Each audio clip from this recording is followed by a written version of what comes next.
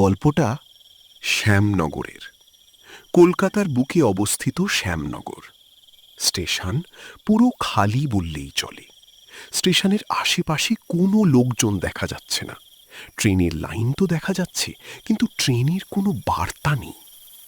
এখন বাজে ঘড়িতে প্রায় 1:30। ট্রেনে হয়তো কিছুক্ষণের জন্য বিশ্রাম নিচ্ছে। ঠিক তখনই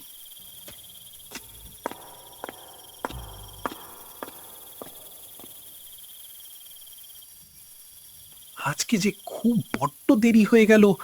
ট্রেন বোধহয় আজকে আর কপালে নেই। যাই, তবু সামনের দিকটা একটু দেখে আসি, যদি কিছু খবর পাওয়া যায়। এই কথা বলে সমরেশবাবু প্ল্যাটফর্মের ভিতর দিকে যেতে লাগলেন। প্ল্যাটফর্মের ভিতর এদিক ওদিক হাঁটাহাঁটি ছোটাছুটি করার পর কাউকে যে দেখতে পারছেন না। কিছু সেকেন্ডের জন্য যেন থমকে গেলেন। এরকমটা তো আগে কখনো হয় না। হঠাৎ আজ এই দৃশ্য দেখে তিনি কিছু বুঝে উঠতে পারছেন না। কি ব্যাপার, আজকে যে এত খালি খালি লাগছে? এত লোক এখানে একটু দেখতে পাচ্ছি না। আশেপাশে তো কেউ নেই। যাই, বাইরের দিকটা একটু দেখে আসি। সমরেশ স্টেশনের বাইরে দাঁড়িয়ে কি যেন ভাবছিল। স্টেশনের অবস্থা খুব একটা মন্দ টিকছে না। ট্রেনের আশা তো প্রায় ছেড়েই দিয়েছে। তাকে যে বাড়ি যেতে হবে, তার বাড়ি যে বহু দূর। সেই চাকদা বিষ্ণুপুর স্টেশন থেকে প্রায় ঘন্টা দেড়েকের রাস্তা। কিভাবে যাবে সে ভাবতে লাগলো। সেই মুহূর্তে বটগাছের নিচে থাকা একটি সাইকেলের উপর নজর পড়ল তার। আর কিছু ভাবনা চিন্তা না করে সমরেশ সাইকেলের দিকে যেতে লাগলো। সমরেশ প্ল্যাটফর্মের পেছনের রাস্তা দিয়ে সাইকেলটি নিয়ে আস্তে আস্তে করে যেতে লাগলো। রাতের অন্ধকারে আশেপাশে যে কোনো মানুষও নেই, তবু সমরেশ ভয় না পেয়ে সাইকেলটি চালিয়ে যেতে লাগলো। চাকদা চৌরাস্তা, পুরনো বাসস্ট্যান্ড। কয়েক ঘন্টা পর অবশেষে সমরেশ নিজস্ব এলাকার মধ্যে পৌঁছালো। মনের ভিতর অনেক শান্তি পেল সে। সমরের কিছুক্ষণের জন্য প্রস্রাব ফিরতে একটু জঙ্গলের দিকে গেছিল। তখনই তাকিয়ে দেখে, আমার সাইকেল, আমার সাইকেল কোথায় গেল? হে ভগবান, একমাত্র সাইকেলটাই শেষ ভরসা ছিল বাড়ি যাওয়ার, সেটাও তুমি কেড়ে নিলে। এখন আমি এই অন্ধকারে একা একা করে কিভাবে বাড়ি যাব? হায় হায়, কি হলো আমার?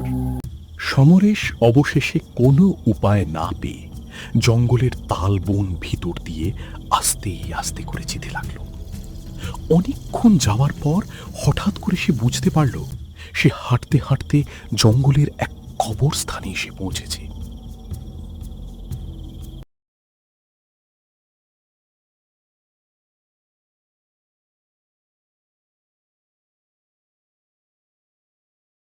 ওই কবরস্থান ভেতরে একটি মরা বট গাছ, তার উপরে বাস করত বয়স্ক ডাইনি। ওই গাছটি তার ঘর, ওখানেই থাকতো সে। এই যে বয়স্ক বুড়ি, তোমার দেওরের বিয়ে তো জমি। এই খেলে ভেড়ার মাংস, ছাগল, মুরগি, গরু, আবার শুনলাম মহেশ্বর মাংস ছিল। বেশ ভালোই জমেছিল তাহলে।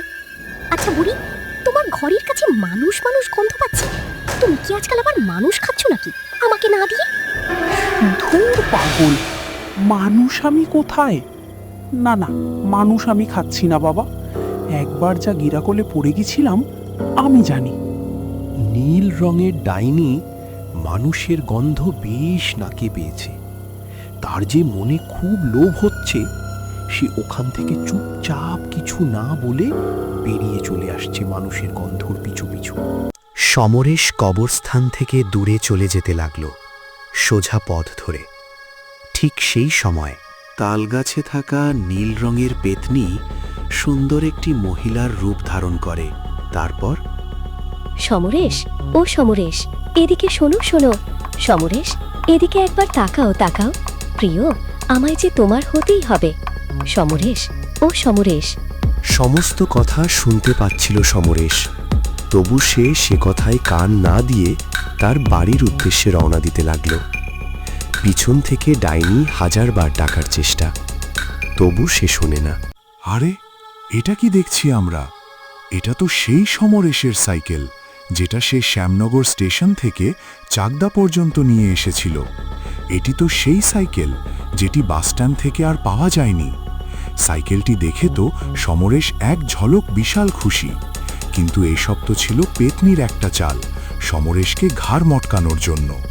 সমরেশ সাইকেল পেলে তো ভীষণ খুশি। যখনই সে সাইকেলটার দিকে এগোতে লাগলো, তখনই হঠাৎ করে পেতনি সমরেশের মুখোমুখি ভয় পেয়ে দূরে ছিটকে পড়ে। 1 সেকেন্ডের জন্য জীবনটা যেন বেরিয়ে যাচ্ছিল। কি করবে ভেবে উঠতে পারছে না। মুখ দিয়ে যে একটি কথা নেই, কেমন যেন একটা ভয়। সমরেশ উঠে সোজা পথ ধরে মন্দিরের দিকে দৌড়তে লাগলো। পেতনি তার পিছন পিছন উড়ে উড়ে যেতে লাগলো। যাক বাবা, আজ মা ছিল বলে আমি প্রাণে বেঁচে গেলাম।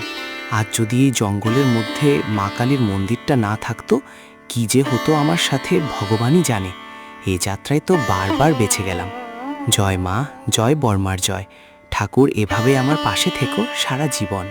তুহে বন্ধুরা, আমাদের ছোট্ট একটি গল্পটি ভালো লাগলে আমাদের এই নতুন চ্যানেলটি ফলো করতে ভুলবে না। এই চ্যানেলে নতুন নতুন ভূতের কার্টুন, রহস্যময় গল্প পাওয়া যাবে। আমাদের চ্যানেলে সাবস্ক্রাইবার অনেক কম। আপনারা সাপোর্ট করলেই আমরা আরও ভিডিও বানাতে পারবো। তবে সাপোর্ট করুন আমাদের ইউটিউব চ্যানেলটিকে। দেখা হবে পরবর্তী এক রহস্যময় ভিডিও নিয়ে।